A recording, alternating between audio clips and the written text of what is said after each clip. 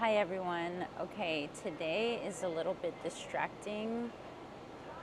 The cafe where I'm at actually just opened, but we're gonna go with it. I used to be very self-conscious about shooting videos out in public. Now I don't even care. Why do we even care about what anyone thinks, especially when it comes to Jesus? Just say what you gotta say, do what you gotta do, and uh, the opinions of others don't even matter. The opinion of God is what matters to us. So today, oh, happy Cinco de Mayo. I'm wearing my Mexican shirt. It says Mexican Princess. My really good friend Anna got it for me, and I have my aretes.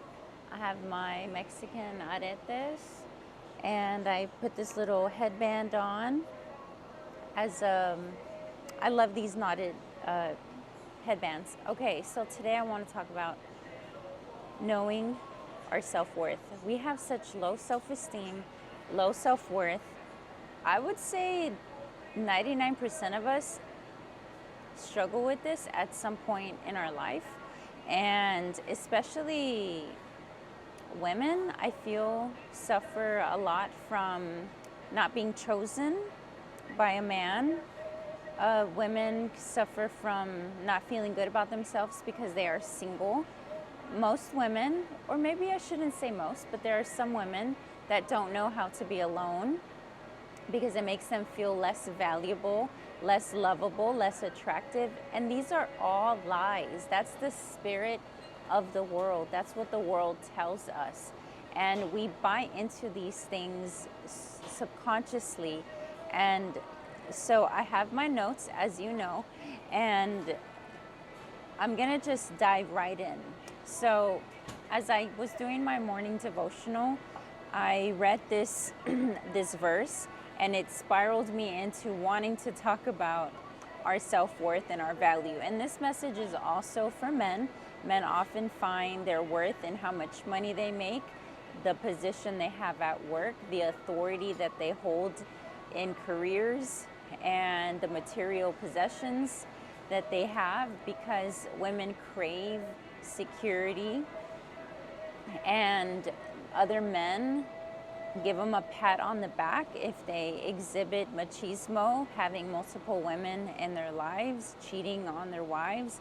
Again, this is the upside down world, and I may not be hitting every single bullet point on the things that this upside down world feeds us into, us believing that our worth and our value is based on certain things in life. So if you can think of anything else that this world feeds us that's a complete lie, please share it in the comments section.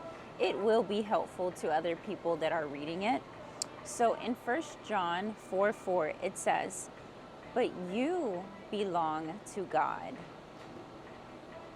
my dear children." So we are children of God and we belong to Him. You have already won a victory over those people, because the spirit who lives in you is way greater than the spirit that lives in the world. And when we are not in line with God's will, with His plan in our life, we're often following the spirit of the world, the approval of other people, and how we look, our appearances. Our ego becomes so big. And remember, ego is edging God out. You don't have God at the center of your life, or you easily forget about God and you start to live for yourself. So what is the spirit of the world? I was asking myself. As you all know, I love to dig deep into truths. So here are some things that I discovered that are the spirit of the world. And these things either are whispered to you, or they are screamed at you. So you are only as valuable as your relationship status. There's so many people that hate being single. It makes them feel less than. If you only knew how amazing life is when you're single, but you have to have God in your life. That's the only way that life is actually great is when you allow the Spirit of God to live and rule over you from the inside out. And the other thing is, your worth is based on how desirable you are to other people, and or how attractive other people find you. That has nothing to do with your self-worth. And let me tell you, ladies, if you think a man paying attention to you or finding you attractive defines your self-worth, you have bought into the spirit of the world. You have to cast that lie out. It is not true. Because there are men that will not choose you, that will not be attracted to you. And if you are attaching your identity to what men think flawed human beings think about you, you will be swayed in, you'll be tossed in the ocean. You'll become double-minded. You'll become anxious, and you will not have rest. You will not have peace. If you are alone, you are unlovable. That's another lie. I haven't felt so valuable and I haven't felt so lovable since I've been single. Because when you're single, it's the season to build your relationship with God. And you have to be still. I just read a comment this morning. Someone said that they often feel the call to be alone and to reset. And I said, I often feel that way. For me to spend alone time with God, it's the best, because that's where I can hear Him, is when I can feel the nudging. And the way you have conversation with God is you're really having a conversation with yourself. That's probably the best way that I can describe it to you. I don't ever want anyone to think that they have to hear some audible voice, because God is within you. The spirit that lives within you is more alive. It has to be more alive than the spirit of the world. The spirit of the world will talk to you, and it gets to your mind. So it has a lot to do with your self-talk and your thinking. So you have to really chisel away at who you are, your identity. And often the only way you can do that is by being still. Get away from the world, get away from people, and be in solitude so that you can hear the voice of God, and so that you can identify what voice you're actually listening to. Because I hear a lot, how do I get close to God? I don't hear God. I don't feel God. Well, do you hear yourself? Do you feel yourself? If not, if you're not, you haven't crossed over to being tapped into your unconscious mind. And how you do that is you sit in silence. That's it. That's all it takes. And it sounds so simple, but it is one of the most challenging things that we do as humans, is to put away technology and just sit with your thoughts. And you're gonna wanna get out of your seat, put a timer on your phone, and put a 5-minute timer. I challenge you to do 5 minutes instead of 3 minutes. And don't do anything for those 5 minutes, and just watch yourself. The thoughts that you think about, the regrets, the should haves, the would haves, the anger, the frustration, the joys, the gratitude. Get to know who you are. That's how you're gonna understand who God is, because you two are intertwined. God is within you. That's exactly what that means. You are not separate from God. Here's another one. I have 2 more. You must earn love, attention, and approval to be important, to be significant.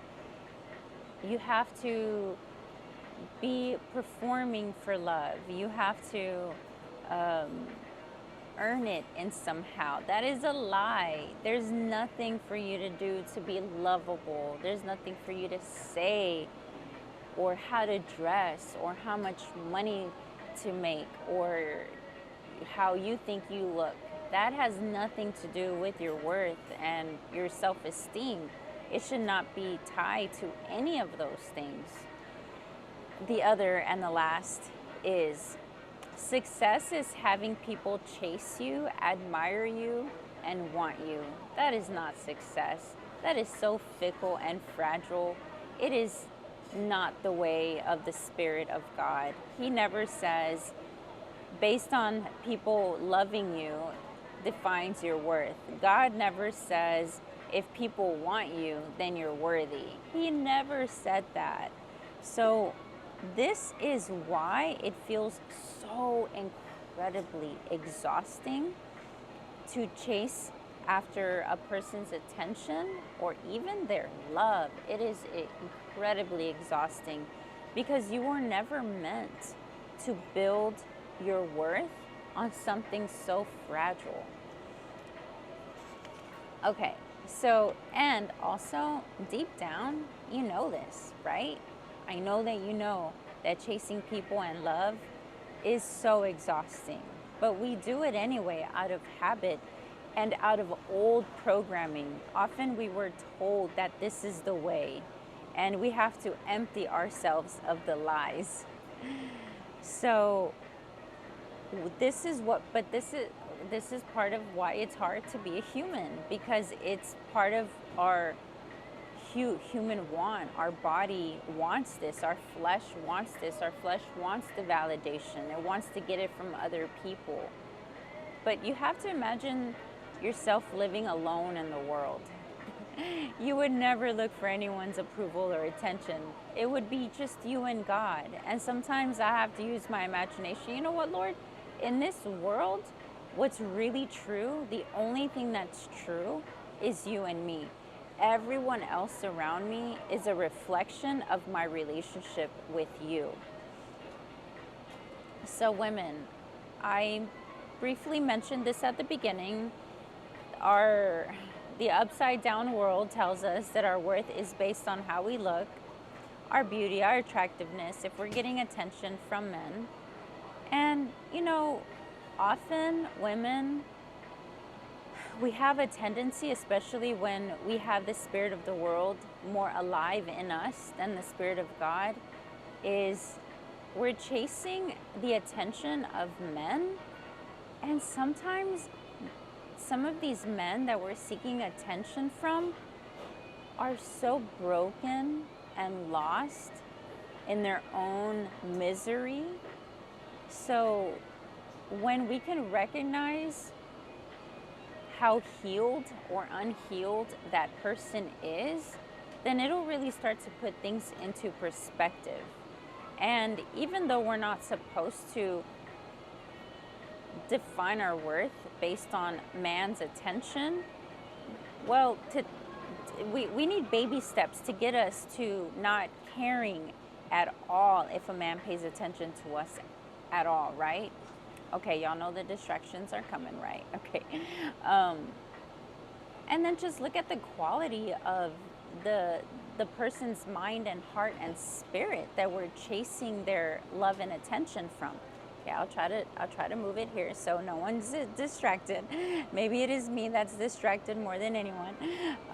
So in this upside down world, men will be told, or they will buy into, if I am not rich, if I don't have authority or a leadership position at work, then that means I'm not worthy of love, I'm not worthy of a woman, I'm not worthy of being respected. That is a complete lie. God never said, if you make money, then you are wonderful and awesome and amazing. No, the right woman will love you and respect you because of who you are. So be a man of your word. Demand respect. Don't be a pushover. Don't be nice. Be kind, but be firm. Because women have a tendency to not respect a man that they do not trust. I will say that again. Women do not respect a man that they do not trust. Why? Because it is in our nature to seek safety and security. And I don't mean security as in money. In safety as in, if a big black bear comes, can I trust him to step up and protect me? Am I safe around this man? And that's just how our female brain is wired. Does this man tell the truth? Is he a man of his word? Do his actions and words match? Are they parallel? Or does he say one thing and then does another thing? Your worth, you have so much control over your worth in this aspect for yourself. Always do it for yourself. And if you're wanting to be in a relationship, women have a very keen intuition, feeling, and good women, not Jezebels. Jezebels don't care. They will only want you for your money, and they will only want you for what you can provide for them. They will suck the life out of you and they will destroy you, okay? So I'm not talking about women that are after your possessions. I'm talking about women that are after your heart, that women that want to love you and respect you and adore you and serve you, because we were created from the man's rib. We were created to be the helper of man, to enhance his life, to bring beauty into his life. But a woman is not going to submit to a man she does not trust. So look into how to create trust in a woman to go deeper, because I'm very passionate about that topic. So what does the Spirit of God say? John 15:16, it says, "You didn't choose me, I chose you." So you are valuable because we are his. It's as if you're a parent and you tell your child, I love you, you're valuable. And you don't have to do anything for you to feel valuable and loved. You are because you are, because I'm your parent and I love you and I'm here for you. There's nothing for you to do to earn your love, to earn my love. That's how God sees us, as his children. And another one, your worth is eternal. It's unchanging, and it is not up for negotiation. In Isaiah 43:4, it says, "You are precious in my eyes and honored, and I love you." Here's another one. You do not have to earn love. Why? Because you were created from love. In 1 John 4:19, it says, "We love because he loved us first." God is the beginner of love. He's the creator of love, and that is what we were made from. And guess what? I was reflecting on this, and I realized Jesus, he was often alone. So if you're alone, you should not question your value or your worth.